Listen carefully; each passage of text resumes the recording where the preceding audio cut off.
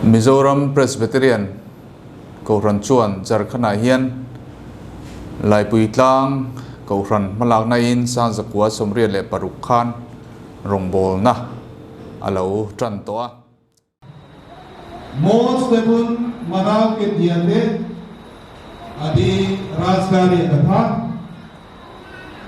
Helmel sabha reho adi barti bun hey dari akauda Papur pastor sar kelsai konho most debu atam daram ke guna adi rajgari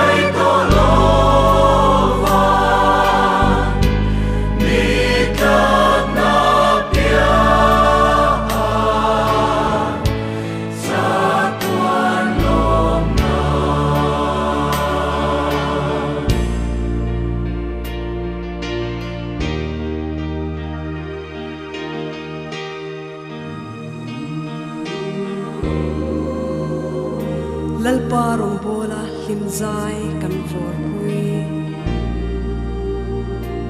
an hun tha le hlu lo mang zo to ten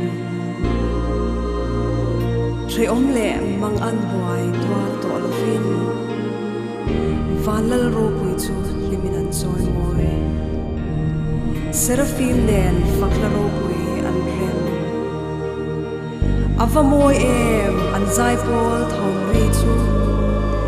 Lenun reng ngai lo hin leng to ma se kan phil do lo le shing nun top ma zo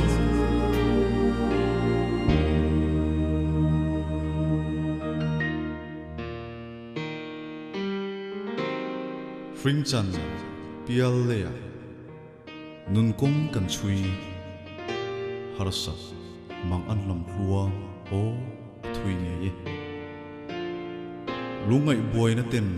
ni tin min chi nem tu ngai mo sin lai ni be dong ta tana be sen chi nang chang ini o kalali su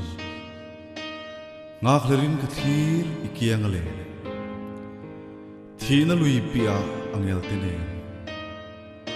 limin kan la le sa hallelujah Amen.